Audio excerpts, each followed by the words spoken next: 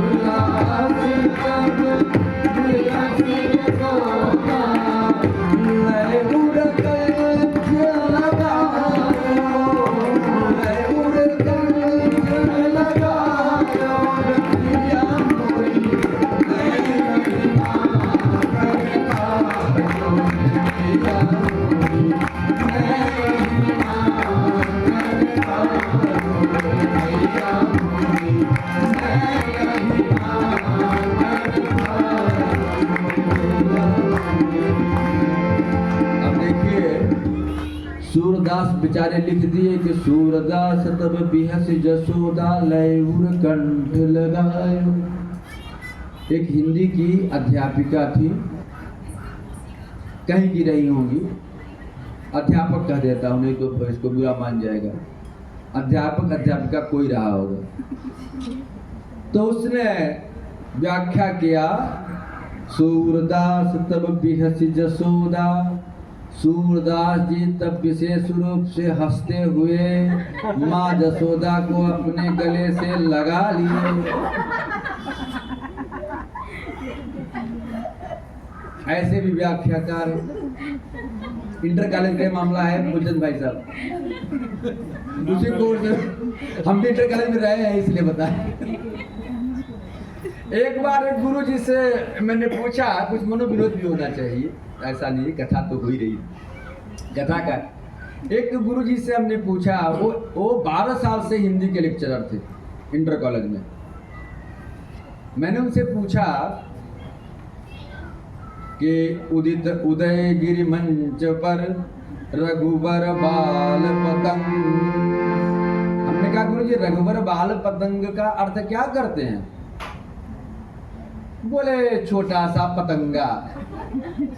हमने कहा तो तुलसीदास जी की इतनी बुद्धि मारी गई थी कि भगवान राम की तुलना छोटे से पतंगे से करेंगे? कहा नहीं, ये तो 12 साल से मैंने सोचा ही नहीं। मैं इसलिए कह रहा हूं कि मैं एक दिन अध्यापन करते हुए महाभाष्य की एक पंक्ति का गलत अनुवाद कर दिया, आज के 4 साल पहले की बात। 1 बजे रात मुझे याद आया कि अरे बाप रे अनर्थ हो गया, गलत अनुवाद हो गया मुझसे। पूरी रात मुझे नींद नहीं आई।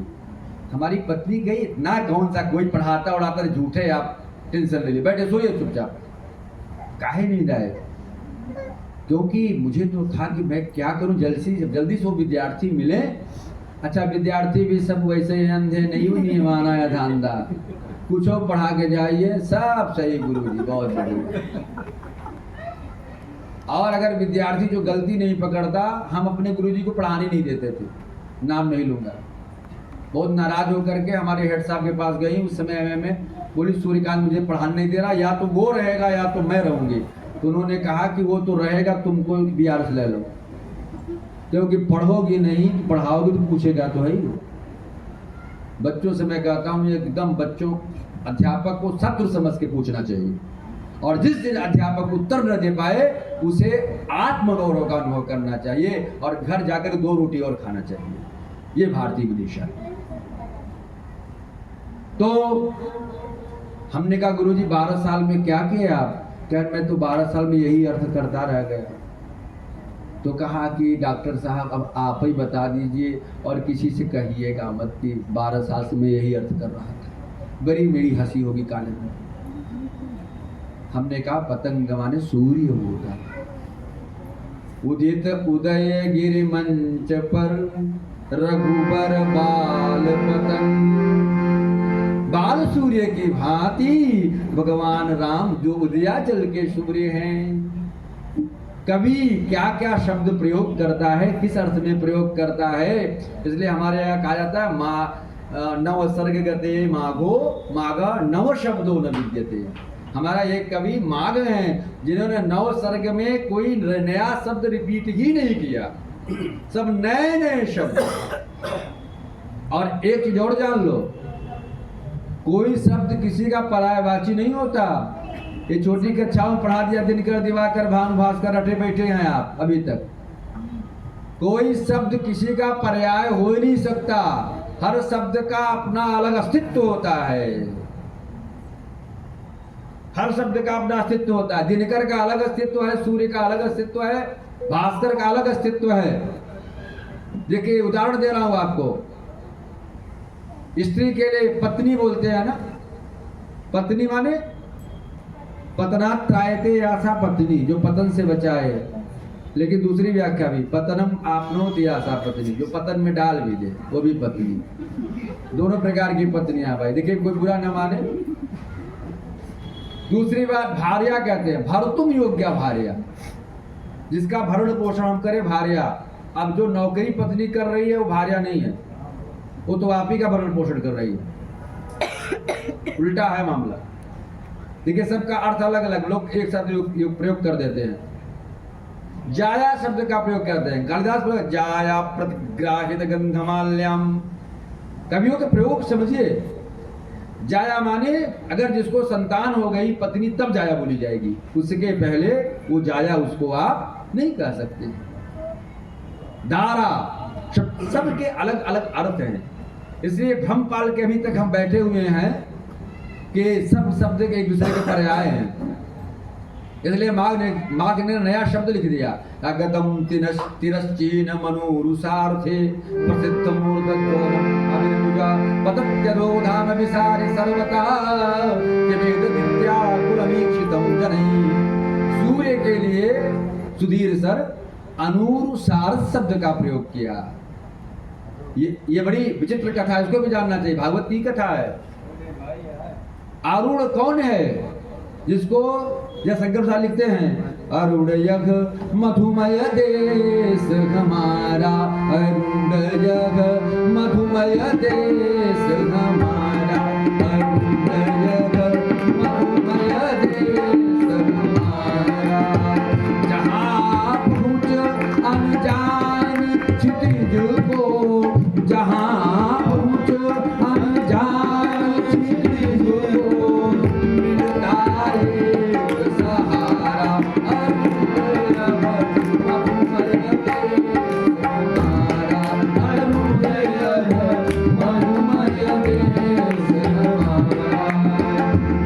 अरुण और गरुड़ ये दोनों भाई हैं और विनता के पुत्र हैं। विनता ने इन दोनों का अंडा कम से कम 1000 वर्ष अंडे में रहे। अरुण और गरुड़ अलग अलग अंडे में। विनिता को लगा कि इस अंडे में कुछ है भी कि ऐसे ही है। 1000 वर्ष बीत गया तो उन्होंने गरुड़ का अंडा तो नहीं छुआ, लेकिन अरुण के अंडे में थोड़ा सा छेद करके झांकना चाहा कि इसके अंदर कुछ है वो कि नहीं। जैसे थोड़ा उतने में अरुण विशाल काय निकल पड़े। अब पूरे संसार में हाहाकार मच गया, पहाड़ों को खा डाला, घरों को खा डाला। सारे देवता ऋषि सब परेशान की हाहाकार, ब्रह्मा विष्णु महेश सब त्रस्त कि क्या होने जा रहा है, इतना पराक्रमी।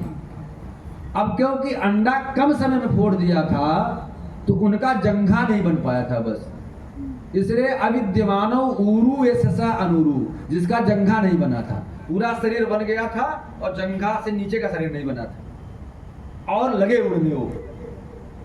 अब सब देवता जा करके ब्रह्मा के पास पहुंचे, बोले ये तो पूरा खा डाल रहा है, पहाड़ों को खा डाला, सारे पशुओं को खा ले रहा है, वृक्ष को खा ले रहा है, तो सब खा डालेगा, अब तो कुछ सृष्टि बचेगी ही नहीं। तो ब्रह्मा ने कहा नहीं, इसका मैं इंतजाम करता हूं। कहा सूर्य से निवेदन किया, कहा देखो आप ही पराक्रमी हो, किसी तरीके से अपने बस में करो इसको। जैसे ही सूर्य के पास गए अरुण, और वही तुरंत विनत हो गए वो। सूर्य ने कहा देखो तुमको जो करना था तुमने कर लिया, आज से तुम मेरे सारथी हो गए। इसलिए सूर्य के निकलने के पहले जो लालिमा निकलती है वो अरुण है, उसको अरुण कहते हैं। इसलिए सूर्य के सारथी कौन है? अरुण। इसलिए अरुण सूर्य अर्थ में भी रूढ़ कर दिया। किन जयशंकर प्रसाद ने ये जानना है। अब जो देखिए ये सारी जो कथाएं, धेनुकासुर, प्रलंबासुर, इन जो असुरों का भगवान ने उद्धार किया है, इस उद्धार से आपको एक सीख बस इतनी मिलनी चाहिए, आपसे मान लो गलती हो जाए, महर्षि गुप्त कहते हैं ना कि गलती करना जो है यही मनुष्य की प्रवृत्ति है। मनुष्य की प्रवृत्ति तो गलती करना है ही है, गलती तो सबसे हो जाती है भाई, हमसे भी जाती, आपसे भी। भाई गलती अगर न हो तो हम देवता हो जाएंगे ना, परमात्मा हो जाएंगे। मनुष्य अगर हैं हम, तो मनुष्य होने के नाते हमसे कुछ में कुछ दोष होगा ही, लेकिन उस दोष को स्वीकार कर लेना, उस गलती को स्वीकार कर लेना, यही मनुष्यता है। और जब जब इन असुरों ने अपनी गलती को, असुर कहीं है नहीं, हम आपके अंदर ही देवता भी है, असुर भी है, दोनों प्रवृत्तियां। हम किसका जागरण कर ले रहे हैं, ध्यान इस पे देना है। और उस जागरण के लिए हमको भक्ति, कथा, प्रवचन इत्यादि की शरण में जाना पड़ता है। जो नहीं जाता है वो आसुरी प्रवृत्ति को पूरे जीवन तक बचा के रखे रहता है। अच्छा, आपको ये लगता है कि गुरुजी अभी तो हमारा पढ़ने का उम्र, और अभी गुरुजी आप भी तो प्रोफेसर हैं, पढ़ाने का उम्र, ये सब कथा भागवत में कहाँ पड़ गए? बिल्कुल नहीं। अब मनुष्य देखिए 12 वर्ष के बाद जो मनुष्य होता है, क्योंकि 11 वर्ष से उपनयन संस्कार का हमारे यहाँ विधान है, और 12 वर्ष के बाद वो परमात्म चिंतन में उसको लीन हो जाना चाहिए। और परमात्म चिंतन का मैं जो अभिप्राय कर रहा हूं वो ये नहीं कि केवल पूजा करके। एक हमारा मित्र हमारे साथ पढ़ता था इंटर में, बेचारा रोज शनिवार को मंगलवार को साइकिल चला हनुमान जी का दर्शन करे, हनुमान जी के दिन भर पूजा करे, और पेपर में गणित में 0 नंबर, अंग्रेजी में 0 नंबर, सब में 0 0 0। कहा ये बताए हनुमान जी की पूजवा हमारी कहाँ गई? क्या के हनुमान जी की पूजा से मानेंगे? आपकी पूजा तो क्या है? स्वाध्याय है, आपकी पूजा है, स्वाध्याय करना है आपकी पूजा। और ये कथा श्रवण क्या करता है? जैसे आपकी चाकू होती है ना, चाकू में धार क्या होती है? अब तो नहीं, लोग सांग लगता है, लगाने वाले घूमते रहते हैं ना, उसकी धार कमजोर